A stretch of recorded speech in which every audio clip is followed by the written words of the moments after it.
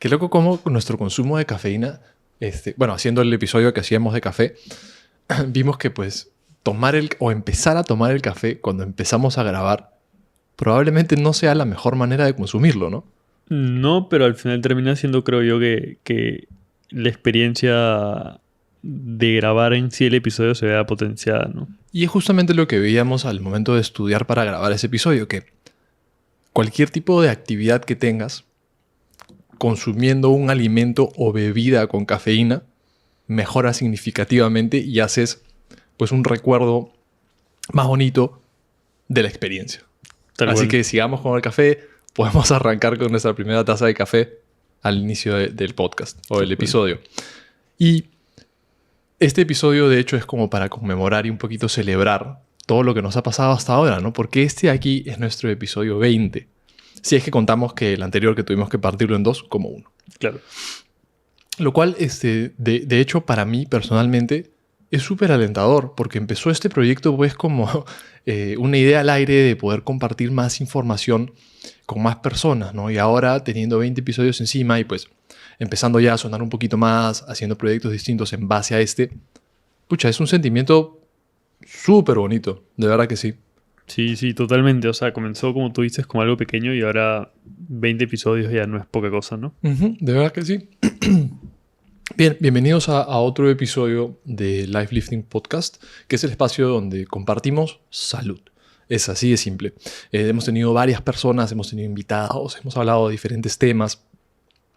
Hemos tenido que parar de filmar o de grabar porque pues, yo estuve enfermo o porque hemos viajado. Hemos tenido varias experiencias, hemos aprendido bastante en el camino, ¿no? Sí. El día de hoy lo que queremos hacer es hacer un resumen súper rápido y puntual de todos los episodios que hemos tenido hasta ahora. ¿Por qué? Porque pues, es cierto que a veces clavarte un episodio de hora y media es un poco difícil. Entonces solamente vamos a resumir brevemente cada uno de los episodios que hemos tenido para poder presentarles a las personas que nos ven y nos escuchan. Es información súper digerida, ¿no? Claramente, si es que escuchan o ven algo dentro de este episodio que les llama la atención, les recomendamos que pues vayan al episodio que va a estar debajo como el enlace hacia seguirlo. Que vayan y pues informen un poquito más si es que lo que escuchan brevemente del resumen resuena con ustedes. Claro. ¿Sí? Entonces, empecemos, Diego. Nuestro primer episodio fue ayuno intermitente. Sí. Que, de hecho, si lo escuchan, pues se van a dar cuenta que pues, estábamos bastante verdes. Era la primera vez que lo hacíamos, no teníamos experiencia previa, pero lo cual no quiere decir que la información que les damos no haya sido fenomenal, ¿verdad? De acuerdo. Vamos con ayuno intermitente, entonces. Sí, o sea, la respuesta frente al ayuno intermitente va a ser la misma que en ese entonces, que es el ayuno sirve, y si es que sirve, la pregunta que nos tenemos que hacer siempre es ¿sirve en comparación a qué? ¿No? Y vemos pues que quizás para pérdida de peso el ayuno sí es más eficiente, pero porque, como explicamos en el primer podcast, se nos facilita el estar en un déficit calórico y al final es eso lo que nos va a conducir a la pérdida de peso. Pero nuevamente, cuando se ha comparado en estudios con una ingesta controlada versus una dieta de ingesta continua y no intermitente, como lo vendría a ser el ayuno, los resultados son los mismos. Entonces, nuevamente, ¿sirve? Sí, si es que la persona no decide voluntariamente hacer un déficit, pero, por ejemplo, se le acomoda comer menos en algún momento del día y eso pues facilita la adherencia, facilita el déficit y lo conduce a una mayor pérdida de peso.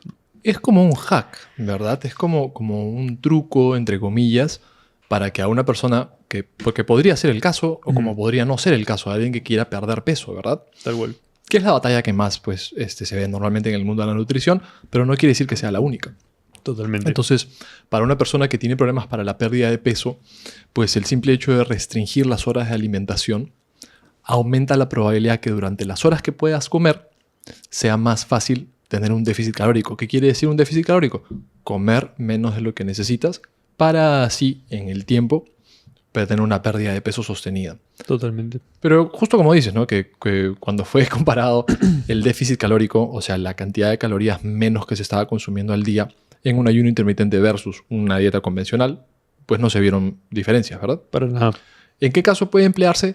Cuando el estilo de vida de la persona se pueda acoplar a este horario de alimentación. Entonces, por ejemplo, ¿no? El típico caso de una persona que va al consultorio y dice, ¿desayunas? La verdad es que no. Claro. ¿Y por las mañanas no tienes hambre? La verdad es que no. No tengo hambre, no acostumbro a desayunar. Y si lo he hecho forzado o forzada.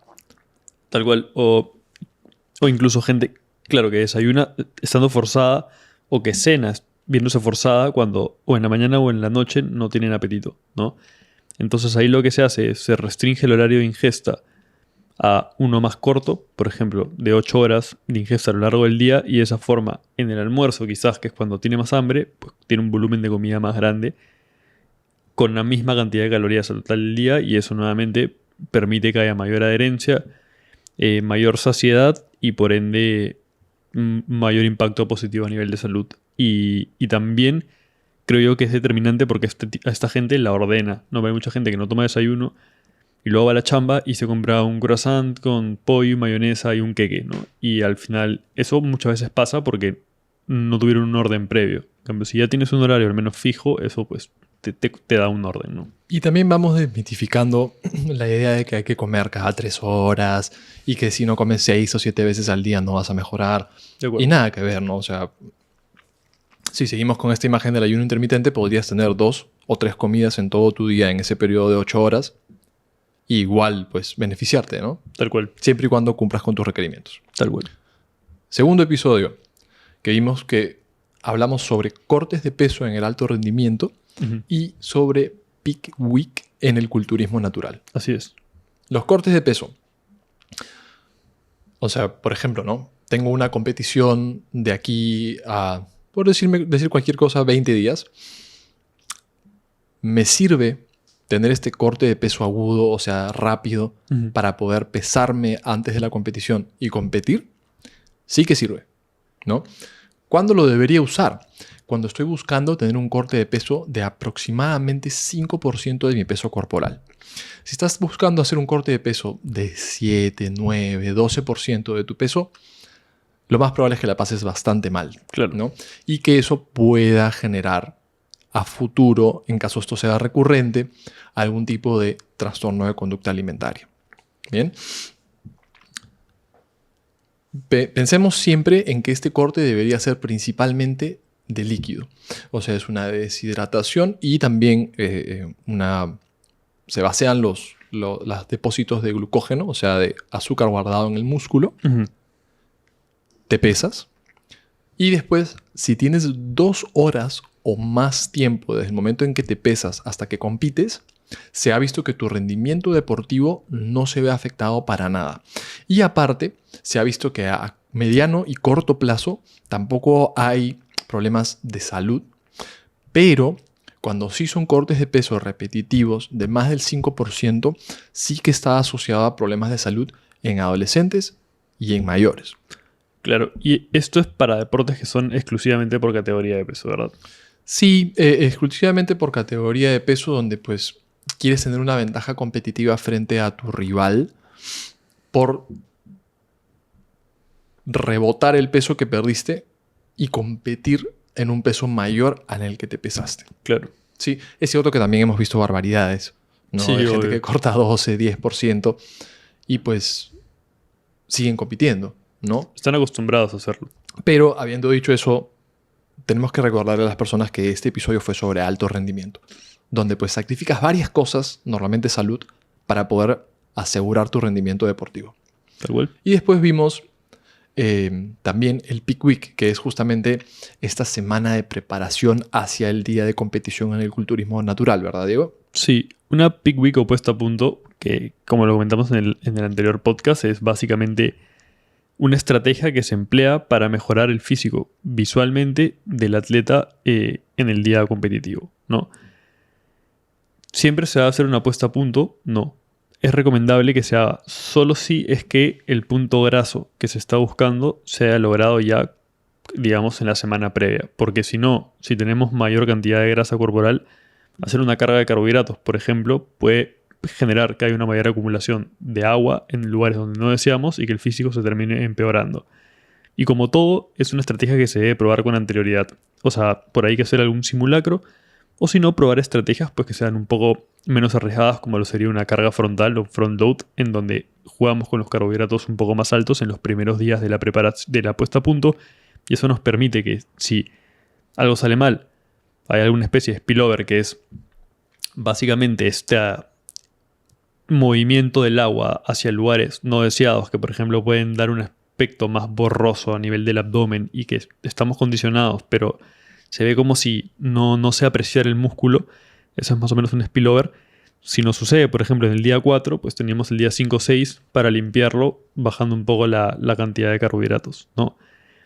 Hemos explicado mucho en ese capítulo el Peak Week Network, que es básicamente el juego de sodio, agua y carbohidratos, que no lo voy a explicar ahora porque se va a hacer bastante largo, pero es eso, ¿no? Que una Peak Week no es obligatoria, es simplemente para mejorar estéticamente el físico y no necesariamente, no, mejor dicho, y no para perder grasa o ganar masa musculares, sino básicamente se centra en aumentar los depósitos de glucógeno para darle mayor grosor al músculo y mayor apariencia de llenura, ¿no? Que es básicamente esa sensación del músculo empujando contra la piel.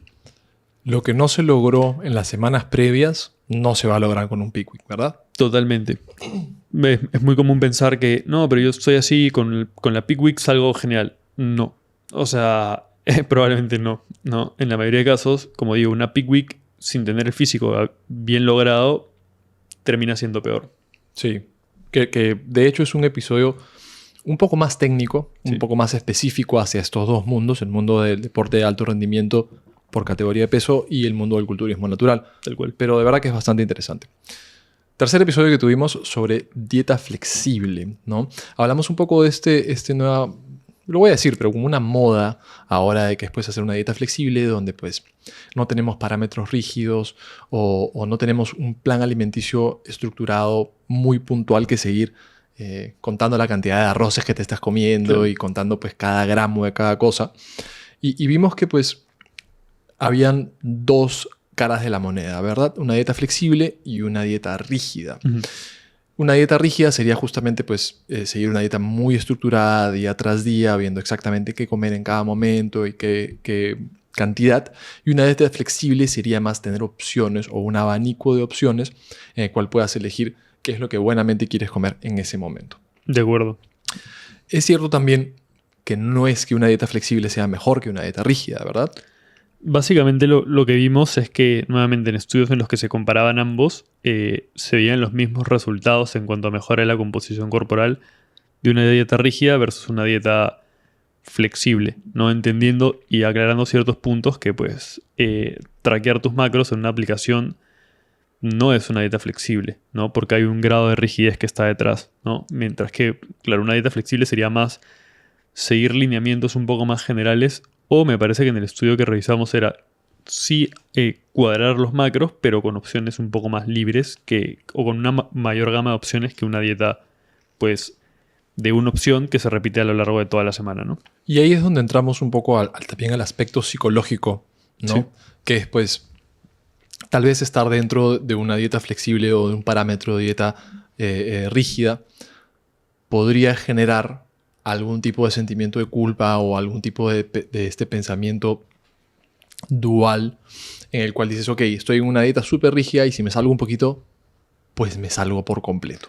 Claro, lo que la evidencia sostiene más fuerte con respecto a la dieta rígida, que es mediante una restricción cognitiva, lo que pasa es que se genera una mayor desinhibición frente a la desinhibición alimentaria, digámoslo así, que significa que comes sin tener un límite, ¿no? Y eso pues luego viene atado a un sentimiento de culpa y ese sentimiento de culpa te lleva a, de alguna forma, volver a comer desinhibidamente y es un bucle en el cual estás generando un trastorno de la conducta alimentaria y ni siquiera estás consiguiendo tu objetivo a nivel físico, ¿no? Entonces, una dieta rígida puede ser perjudicial y una dieta flexible también lo puede ser, no perjudicial como tal, o quizás sí, si es que no hay una correcta educación nutricional detrás, porque no es que puedas comer helado y nada más, por más que te cuadren los macros, pero sí puede generar poca adherencia en gente que necesita seguir algo muy específico en una hoja porque tiene un estilo de vida que no le permite estar escogiendo opciones, ¿no? Que es un poco lo que vimos, ¿no? Que lo que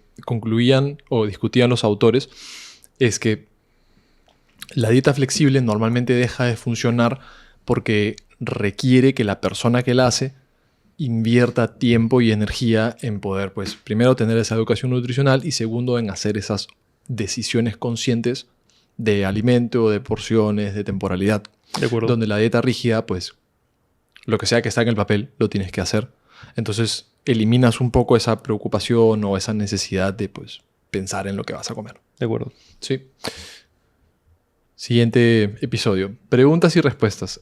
Fue un episodio bastante bonito porque fue el primero en el cual interactuamos con la comunidad que nos sigue, ¿no? Ujú. Y bueno, de todas las preguntas y respuestas que vimos, hemos decidido resumir 2, ¿verdad? La primera siendo cuál es el mejor suplemento para un partido de fútbol. Que estábamos de acuerdo que era la cafeína, ¿verdad? Sí, me parece que dijimos cafeína y carbohidratos. No estoy muy seguro. Que bueno, los carbohidratos se pueden consumir en forma de suplementos, pero también en forma de alimentos, ¿no?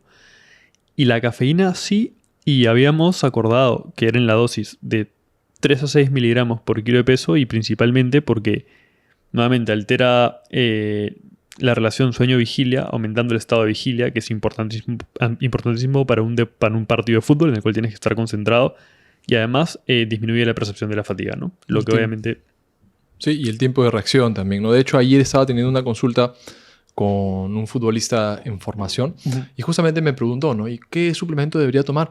Y dije, mira, el que tiene la mayor cantidad de sustento científico pues es la cafeína y ese que yo te recomendaría, ¿no? De acuerdo. Justamente pues el ejemplo que le puse y le encantó fue, porque es defensa, imagínate que estás yendo a pelear un balón dividido, ¿no? El tiempo en el cual tú ves que tienes que ir a pelear el balón dividido y desde que tomas esa decisión hasta que empiezas a correr, se acorta. Claro. Y eso justamente esos milisegundos que pues es lo que hace la diferencia entre llegar primero o no. Y es ese, como siempre hablamos, ¿no? Los suplementos son del 1%, pero ese 1% en el alto rendimiento puede implicar ganar un partido o perderlo, ¿no? Hace la diferencia, sí. Y después otra de las preguntas que tuvimos fue si es que se podía entrenar en ayunas. Y concluimos también que pues no hay ningún problema, siempre y cuando la intensidad y duración de tu entrenamiento sea leve, ¿verdad? De acuerdo. Y sí es importante puntualizar que cuando estamos entrenando en ayunas, la ingesta post-entreno sobre todo en duraciones no tan largas es vital. Y, o sea, con una buena ingesta de proteínas y carbohidratos. Y si la duración ya es mayor y estamos en ayunas, la ingesta intraentreno de carbohidratos y postentreno nuevamente de proteínas y carbohidratos, incluso metiendo intra también en algunos contextos aminoácidos esenciales que tienen mejor digestibilidad, pueden ser muy relevantes, ¿no? Sí, empiezan a ganar un poquito más de participación. Siguiente episodio fue nuestro primer invitado. Fue Renzo León, quien ha sido deportista olímpico, ¿no? Fue a los Juegos Olímpicos y después seguramente el mejor remero que hemos tenido en la historia del Perú, ¿no? Donde hablamos un poco de la vida de un deportista de alto rendimiento. Nos contó bastante sobre cuáles son los sacrificios que tenía que hacer, cómo era su día a día, cómo eran sus horarios, sus esquemas de entrenamiento y pues todas las cosas que tal vez al momento de verlo en un podio, en un mundial o en sudamericano o participando en los Juegos Olímpicos, desde fuera no vemos, ¿no? Claro. Todo lo que hay detrás de pues, poder llegar a competir en los mejores niveles del mundo, ¿no? Y también hablamos sobre lo importante que era no solamente preocuparse sobre el entrenamiento, sino también preocuparse sobre las otras aristas o los otros elementos alrededor del entrenamiento, que pues la salud mental, el tener pues una nutrición ideal, el descansar, el también tener una vida social activa, ¿no? Y poder no solamente enfrascarte en lo mismo. Claro. ¿No? De verdad que fue nuestro primer invitado y fue bastante bonito poder compartir con él y que, bueno, nos cuente un poco de su experiencia para nosotros, que los simples mortales que no hemos llegado a ese nivel de competitividad, pues nos enteremos un poco de qué es lo real, ¿no? Nuestro siguiente episodio fue sobre hidratación y consumo de líquido, donde vimos bastantes puntos sobre justamente cómo deberíamos estarnos hidratando, ¿verdad? Que tocamos varios puntos, pero lo más interesante creo que fue cuánta agua deberíamos consumir al día. Sí, que habíamos dicho que habían varias fórmulas planteadas, cuando creo que la más amigable eran 35 mililitros por kilo de peso. Por día. ¿No? Que lo que hace que una persona pues, promedio de 70 kilos entre 60 y 70 kilos, tenga que consumir pues unos 2 litros de agua al día, ¿no? Que eso obviamente va a variar si es que ya hay un aumento de la actividad física y un aumento de la sudoración, pero eso ya son matices que también se tocan en el capítulo. Sí, sí, de verdad que sí. Y después vimos si es que hacerle caso a la sensación de sed era suficiente para mantenernos correctamente hidratados. Y vimos que nada que ver, ¿no? Claro, lo que pasa es que la deshidratación es el estado en el que el cuerpo pasa de un estado de euhidratación, que es un estado correctamente hidratado, a un estado de hipohidratación. Entonces, la sed es un mecanismo contrarregulador que aparece cuando cuando nos estamos deshidratando, porque el hipotálamo, que es el gran regulador del cuerpo, capta señales que le dicen, oye, hay que aumentar la ingesta de líquido, aparece la sed y nos invita a consumir agua. Pero muchas veces tenemos muy normalizada esa sensación de sed o hemos generado resistencia a la misma, estamos acostumbrados y entonces la ignoramos y no nos sirve como mecanismo regulador, por lo que muchas veces generar un vínculo en el agua, a veces tomando incluso sin sed, puede ser muy importante, ¿no? Sí, y es algo que me pasó a mí, ¿no? Personalmente, pues me pasé toda mi niñez sin tomar agua porque simplemente no sentía sed. Y lo que me había pasado era justamente lo que dices. Claro. Que mi cuerpo se había regulado hacia abajo en todos sus procesos naturales y pues claro, no sentía sed, pero no me daba cuenta que mi rendimiento, tanto físico como mental, estaba pues hasta las patas. Y además parece que los deportistas tienen una menor percepción o le hacen menos caso a la sed que la gente no deportista. Entonces, que justo son los que le deberían hacer más caso, los que deberían estar más atentos a la hidratación. Entonces ahí cobra aún mayor relevancia. Sí, y para terminar este resumen de este episodio, también hablamos sobre un montón de puntos de hidratación, pero Sí. creo que me parecía bastante interesante hablar sobre qué es la sudoración, ¿no? Este proceso de, digamos, refrigeración del cuerpo para poder asegurar una temperatura estable en la parte, entre comillas, más importante, ¿no? Que es justamente el core o la parte del torso. Tal cual. Y ahí entra nuevamente el hipotálamo, ¿no? Que al final tenemos receptores pues, de temperatura, termorreceptores, que captan que estamos en temperaturas por encima de las que deberíamos, que no me acuerdo cuál eran específicamente, creo que eran por encima de los 37 y pico grados, no estoy seguro. Y eso hace pues que el hipotálamo reciba esta información y haga que la sangre se redistribuya a las extremidades para que mediante la piel se pueda pues, eyectar el sudor y este sudor se evapore y esto haga que el cuerpo un poco se refrigere y disminuya la temperatura, ¿no? Sí, y empieza ese juego entre, ok, priorizo el irrigar sangre a los músculos o priorizo el irrigar sangre hacia la superficie corporal para poder refrigerar, ¿no? Claro. Y ahí es donde cobra importancia el estar adecuadamente hidratados, tanto en volumen de líquido como en electrolitos. Tal cual. Episodio número 7.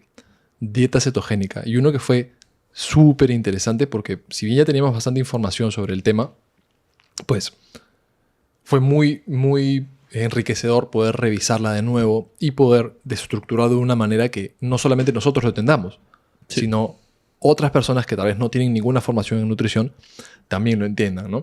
Entonces, si hablamos de pérdida de peso, Diego, Uh-huh. ¿una dieta cetogénica es mejor a otras dietas? Si hablamos netamente de pérdida de peso, nuevamente sí, pero ¿por qué? Porque al final al tener un consumo muy bajo de carbohidratos, que es parte de una dieta cetogénica, pues tenemos una depresión de los depósitos de glucógeno, que como mencionaste es la forma en la que se acumula el azúcar, por decirlo de forma simple, en los músculos y en el hígado, y eso hace pues, que el glucógeno que viene atado a agua baje, y eso hace que tengamos una pérdida mayor de agua que no implica una disminución de grasa o una disminución de masa muscular, sino una disminución en general de peso. Y también es verdad que una dieta cetogénica nos puede llevar a tener una menor ingesta calórica, porque a ver, llega tú comiendo casi exclusivamente grasas y proteína a tu ingesta calórica, lo que nos genera nuevamente un mayor déficit y eso pues nos hace perder mayor cantidad de peso de forma aguda y crónica, pero que no significa que sea mejor, ¿no? Sí, y donde vimos que sería interesante era justamente en el cambio de composición corporal en atletas, ¿no? En composición corporal me refiero a pues tener menos grasa, manteniendo la cantidad de músculo que tenemos sin perder rendimiento en potencia y en fuerza. Pero sí se perdía rendimiento en rendimiento cardiovascular aeróbico. Claro, y en fuerza, claro, de forma aguda puede que no se pierda fuerza, pero ya de forma crónica sí se pueden ver descensos en la fuerza y eso pues puede implicar el mantenimiento de la masa muscular. Y lo que no mencioné es que la dieta cetogénica, nuevamente, igualdad de calorías frente a otra dieta, no va a tener ninguna ventaja de cara a la pérdida de peso, ¿no? Que es algo que quienes nos siguen ya deberían saber, ¿no? Que pues el balance energético pues es el que prima cuando estamos hablando, en la mayoría de casos, en la gran mayoría de casos, es el que prima cuando estamos hablando de aumento o pérdida de peso. De acuerdo. En nuestro episodio 8 fue nuestra segunda entrevista, Sí. ¿no? Que fue a Alonso Valdivieso, quien estás preparando ahorita para su primera competición de culturismo natural. Sí, de hecho habían pasado unos meses desde esa entrevista. Valdi compite ya en nada el 14 de octubre. Y de hecho, él no lo sabe, pero probablemente está acá después de la competencia para hablar, ¿no?, de su experiencia compitiendo. Y un poco las cosas con las que nos quedamos es la pregunta en la que se le preguntaba a él si es que en una preparación se pasaba mucha hambre, ¿no? Porque la gente ve pues, físicos muy bajos en grasa y dicen, debe matarse de hambre. Y la respuesta de Baldi fue que no, que si hay una correcta selección de alimentos y hay un alto flujo energético, o sea, que no es que haces excesivo cardio, pero tienes una actividad alta, eso te permite comer más y por ende no tienes por qué tener hambre, ¿no? Que tampoco hay que decir que no se pasa hambre nunca, porque en un punto de la preparación en la que ya tu ingesta tiene que ser muy baja, pues es normal que sientas hambre. Al final el hambre, al igual que la sed, es un mecanismo pues regulador, ¿no? Entonces, eso es importante. Y lo que mencionas es muy importante para nuestro siguiente punto que queríamos resumir, que es que pues el entrenamiento es súper importante. Y Baldi decía que pues para él era normal pasarse 3 horas, un poquito más, tal vez entrenando al día, entre su entrenamiento en el gimnasio y la cantidad de ejercicio que tenía que hacer en su día a día, ¿no? Claro, lo que pasa es que en ese entonces Baldi tenía la característica de que tenía un entrenamiento obviamente prolongado porque hay muchos ángulos que son unilaterales, hay un correcto descanso entre series, lo que es importantísimo para sacar el partido a cada serie, pero al mismo tiempo pues te toma más tiempo. Luego también el cardio que habíamos aplicado en ese entonces era un cardio de muy baja intensidad, que en otras palabras era caminar, que es un cardio que te genera muy poca fatiga, pero que obviamente a nivel tiempo efectivo pues te tardas más tiempo en gastar las calorías que te tardarías haciendo un HIIT o corriendo, ¿no? Bien, capítulo 9, donde hablamos un poco sobre cómo entrenamos nosotros, ¿no? En mi caso, pues pude compartir un poco con las personas que nos escuchan y nos ven cómo después de estar lesionado por durante mucho tiempo pude volver a empezar a hacer un poquito de entrenamiento y ya mi rutina era súper simple, pero bastante constante, ¿no? Y ahora, pues unos meses después, ya he podido dejar esa monotonía de entrenar siempre súper parecido porque pues estoy pudiendo tener mayores rangos de movimiento y me siento mucho mejor con mi cuerpo. Y he empezado a jugar tenis, Claro. lo cual en mi ignorancia iba a ser un deporte súper fácil, no ir a pegarle una pelota y nada que ver, ¿no? Es extremadamente demandante tanto mentalmente como físicamente. Sí. Totalmente. En mi caso, no me acuerdo si en ese entonces seguía una distribución de push-pull legs, pero o ya era la que estoy siguiendo ahora, que la que sigo ahora es push-pull legs tal cual, pero con un cuarto día de brazos. Y nada, era un poco lo mismo que estoy haciendo ahora, ¿no? Que era entrenar muy frecuentemente con una alta intensidad y con un alto volumen de entrenamiento, o sea, con un montón de series y muy cerca del fallo, obviamente pues, siguiendo las recomendaciones que nos dice la evidencia científica, pero muy enfocado en la competencia que voy a tener el 2024 y sacándole todo el provecho a la etapa de volumen en la que estoy ahora, ¿no? Claro, que es este macrociclo en el que estás buscando pues, llegar hasta el 2024, ¿no? De acuerdo. Episodio número 10. Los 10 mitos de nutrición más populares, que de verdad también fue súper entretenido y es uno de los episodios que mejor le ha ido, de hecho, Sí. en redes y en YouTube y en Spotify. Claro, porque pues siempre que hablas de mitos, Pega. vende, sí. Y los mitos que queríamos discutir ahora, que era, bueno, el mito más grande, que es que los carbohidratos engordan. Uh-huh. Nada que ver. No, de hecho, ya lo hemos dicho también, pero no hay ningún macronutriente que de por sí vaya a engordar, ¿no? De hecho, incluso si los desnudamos, las proteínas y los carbohidratos aportan aproximadamente 4 kilocalorías por gramo y las grasas 9. Entonces, si tuviésemos que tenerle miedo a alguno, serían las grasas, porque tienen mayor densidad calórica. Pero, sin embargo, tampoco habría por qué tenerles miedo, ¿no? Y muchas veces, como lo explicamos en ese podcast, el miedo a los carbohidratos pues nacen del modelo insulina-obesidad, que es básicamente que los carbohidratos elevan la insulina y la grasa no se acumula si la insulina no está elevada, entonces los carbohidratos engordan. Y eso, pues, al final es un reduccionismo y nos lleva a sesgos, ¿no? Sí, ¿qué es lo que normalmente vemos cuando hablamos con alguien que es muy tirado hacia la evidencia científica, muy puntual, ¿no? Pero sabemos que el cuerpo humano pues, es una máquina que tiene 1.000.000 de procesos al mismo tiempo. De acuerdo. Los carbohidratos engordan, no realmente, y donde normalmente fallamos es con las grasas, ¿no? Sí, normalmente cuando alguien dice engordé porque comí carbohidratos y ahí entra el meme, ¿no? Los carbohidratos y o sea, parece una pizza que es más alta en grasa que en carbohidratos, ¿no? Exacto, nada que ver con los carbohidratos. El segundo es que los vegetales rojos aumentan la hemoglobina, que también es cierto que sí tienen un poquito de hierro, pero en su contraparte pues hay otros vegetales que tienen muchísimo más hierro y el gold estándar sería pues vísceras y carne roja, ¿no? Claro, al final esos son los alimentos que tienen más cantidad de hierro M, que es pues el hierro que tiene mayor biodisponibilidad, digamos. Uh-huh. Siguiente mito era sobre comer fruta como postre y enlazado con que comer carbohidratos en la noche engorda, ¿no? Claro.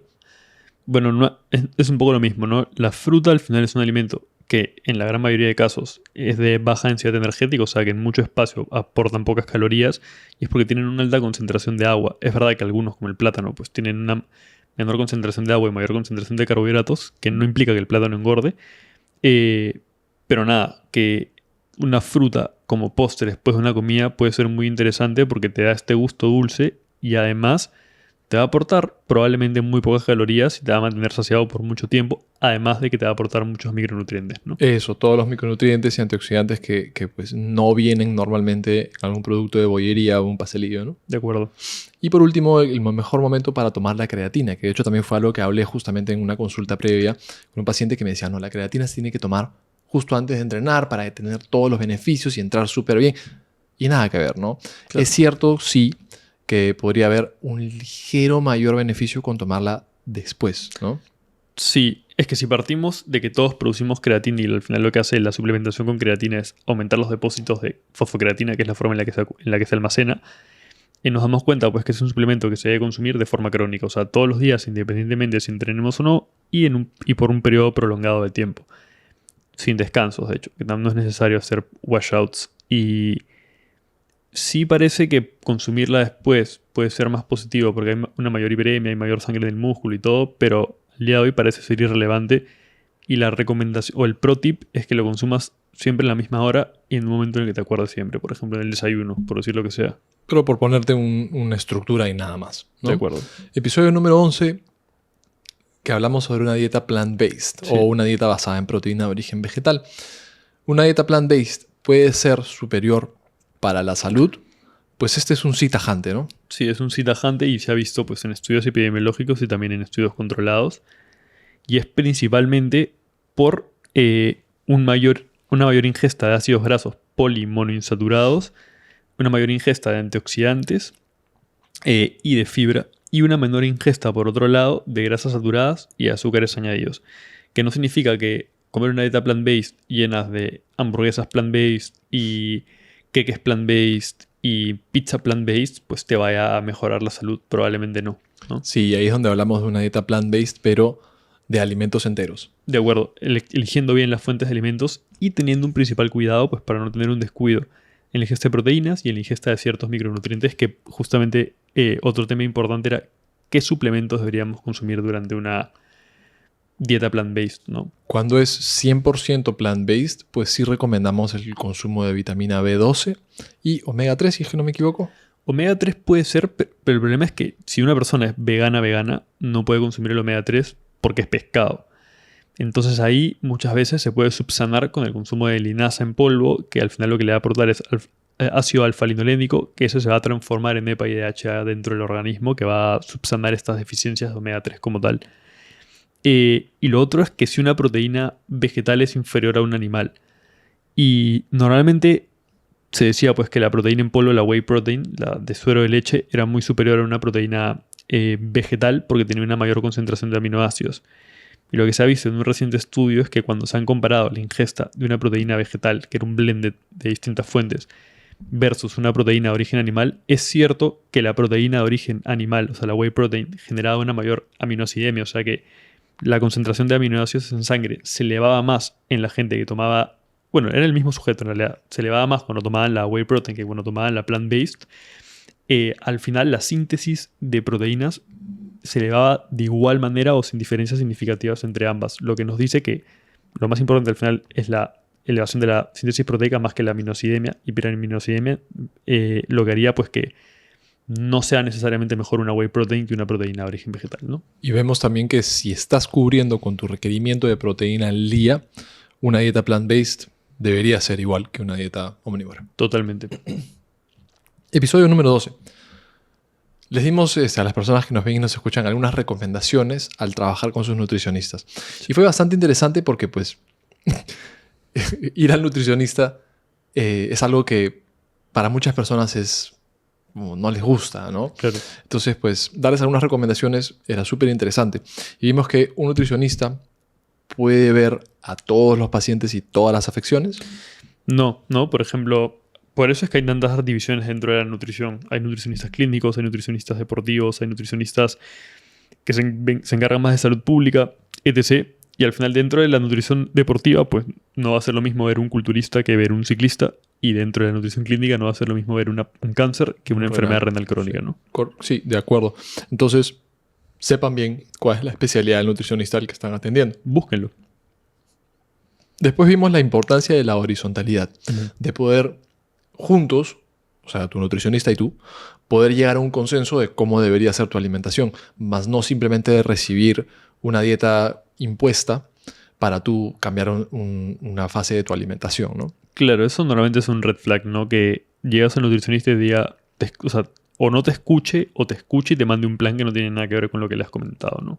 Porque esa alimentación debería ajustarse a tu realidad, más no al revés. De acuerdo. Y por último, la periodización, la importancia de la periodización de los controles, ¿no? Que es, aún así no hay un cambio de tu plan alimenticio porque te puede estar yendo muy bien, igual seguir con la periodización propuesta por tu profesional de la salud para poder seguir trabajando en los puntos en los que necesitan trabajar, ¿no? Todas las personas son un mundo, cada persona es un mundo particular y necesita ahondar en algo distinto. Por ejemplo, ¿no? Tu consumo de líquido o seguir con tu consumo de fibra o tener cuidado los fines de semana con cuáles son tus opciones alimentarias. Sí, o simplemente ver también objetivamente mejoras en la composición corporal que puede ser mediante medidas, mediante fotos en pacientes online, ¿no? Sí, el episodio número 13 fue sobre cheat meals, ¿no? Donde pues rompimos este mito de que deberíamos tener una cheat meal, ¿no? Vimos que antes existía la creencia de que los cheat meals deberían ser parte de una dieta, ¿verdad? Sí, como si fuesen un boost al metabolismo, cuando se ha visto pues que no solamente no lo son, sino que dentro de muchas estrategias, como los refeeds o diet breaks que se pueden aplicar para aumentar la adherencia a una dieta, un cheat meal probablemente es de las peores porque es de las que tienen menor control y en las que puede haber una ingesta más desproporcionada en cuanto a calorías y eso te lleva a mermar el apetito, a mermar el progreso y puede aumentar también el riesgo de tener pues un atracón o una sobreingesta, un trastorno por atracón, ¿no? Y también perjudicar nuestra relación con la comida, ¿no? Porque pues estás pensando en ese atracón que te vas a dar o en esa comida chatarra que vas a comer durante toda la semana, lo cual podría generar algún trastorno de la conducta. Sí, pero es verdad que un cheat meal bien planeado, que sería pues comer algo que no esté en tu plan un día específico y disfrutarlo, pero sabiendo que no nos estamos excediendo por mucho, es bienvenido. Y es necesario en todos los casos, pero no es que se tenga que pautar como un cheat meal como tal, ¿no? Donde está la búsqueda de ese equilibrio, ¿no? Que es justamente, pues, ok, estás siguiendo un plan alimenticio por un objetivo específico y si en algún momento te vas a salir, deberías hacerlo para disfrutarlo, pero no pues simplemente tirar la casa por la ventana y decir, ok, hoy día que es mi cheat day, pues voy a desayunar donuts y voy a comerme una pizza y voy a comer un pollo a la brasa y ahí pues 1000 chocolates. Claro. ¿No? Sino pues justamente un poco lo que hablábamos en ese episodio que es bastante interesante, que es invertir en no tener esa respuesta de dopamina gratis, ¿no? No ir a la tienda y comprarte 10 chocolates y comértelos todos juntos, sino, o ni siquiera ir a la tienda, sino pedir que te lo lleven a tu casa por Rappi. Sino pues, ok, voy a preparar una comida que no está dentro de mi plan alimenticio, que claro, puede ser alta en calorías, puede ser alta en grasa, pero con ingredientes reales y que tengas que invertir tiempo y esfuerzo para poder lograrlo. De acuerdo.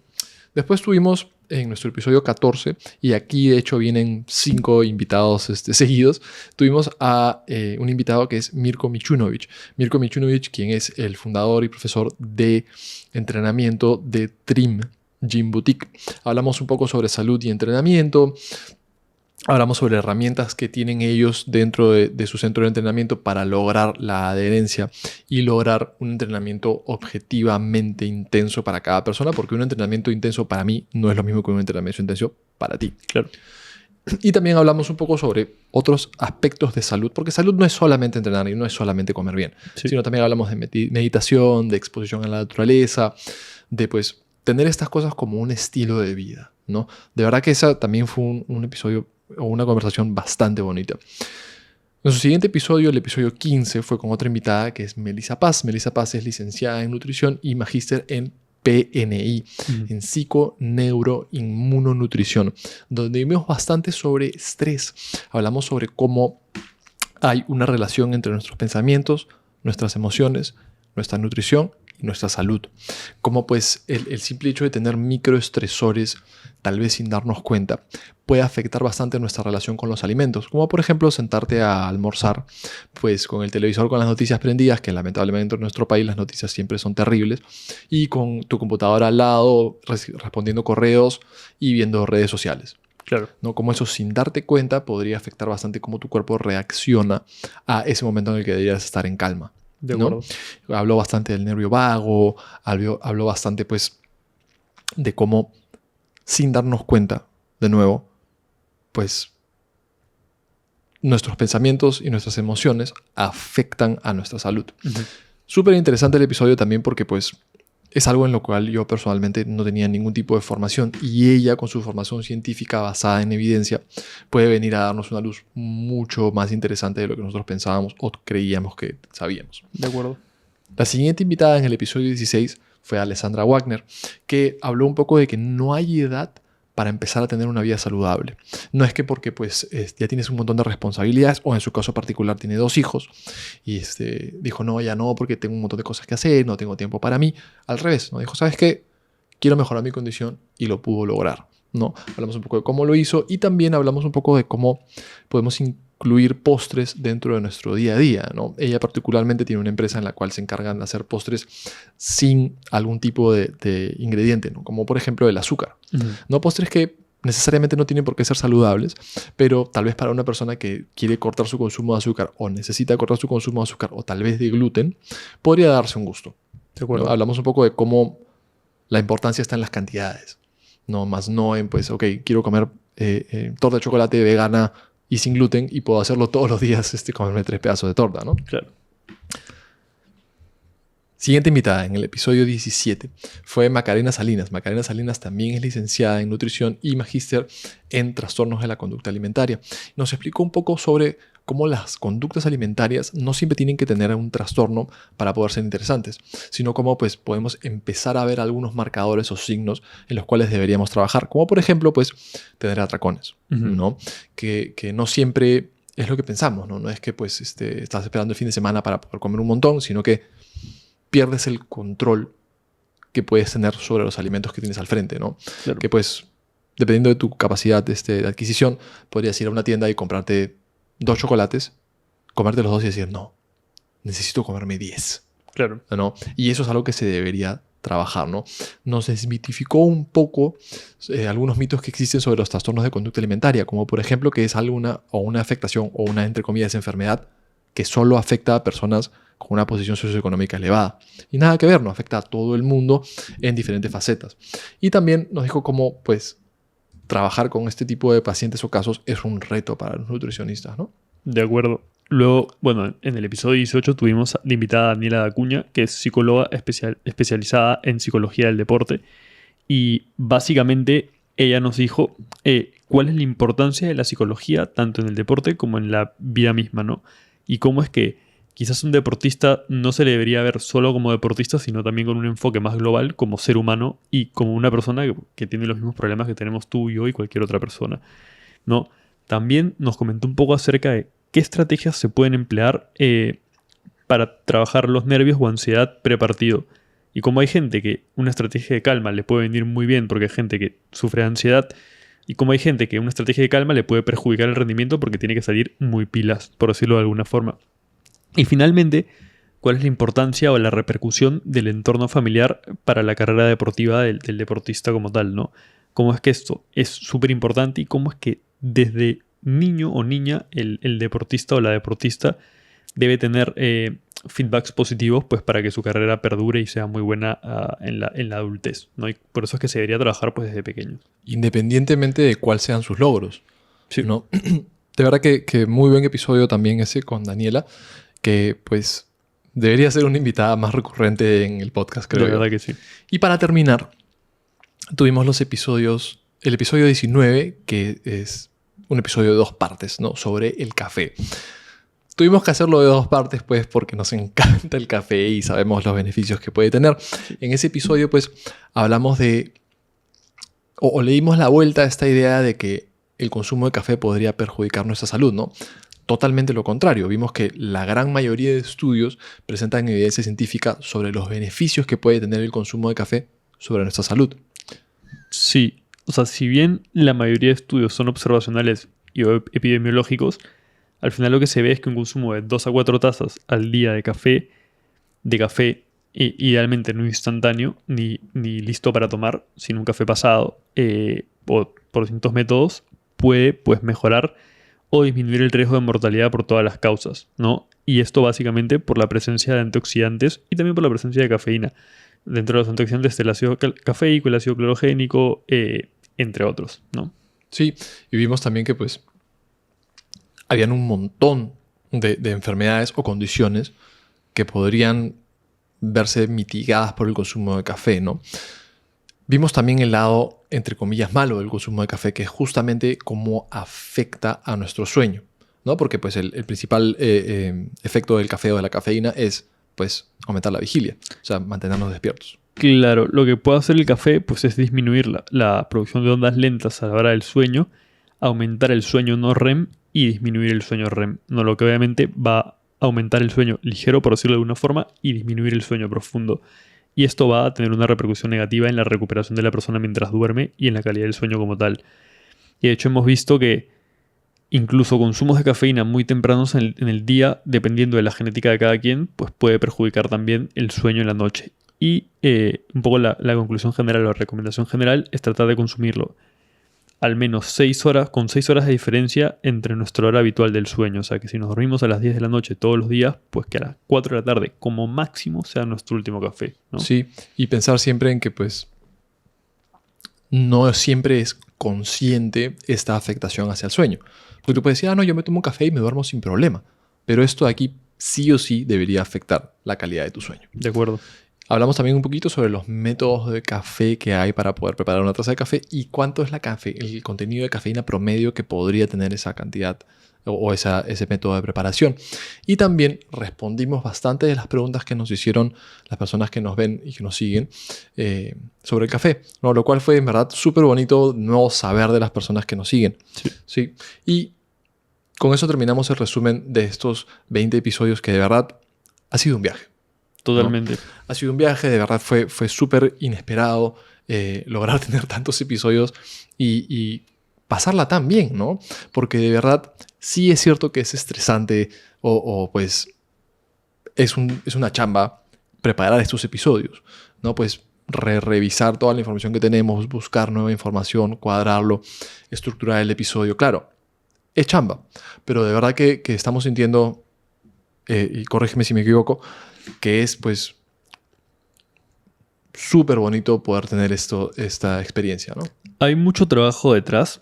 No es solamente sentarnos acá pues a hablar de lo que creemos saber, sino que incluso por más de que sintamos que tenemos vasto conocimiento en un tema, revisamos mucho al respecto y nos damos cuenta que teníamos poco conocimiento, y ya habiendo revisado bastante con anticipación, es venir acá a conversarlo pues teniendo mucho cuidado, porque al final sabemos que una información con poca veracidad o una información que no sea verdadera pues puede tener una repercusión negativa en las personas, así como una información de nivel, pues va a tener una repercusión positiva en ellas, ¿no? Que de hecho esa es la principal razón de ser de este espacio, ¿no? Sí. Poder un poco erradicar esa desinformación sobre nutrición y poder compartir información fácil de entender sobre nutrición. De acuerdo. ¿Sí?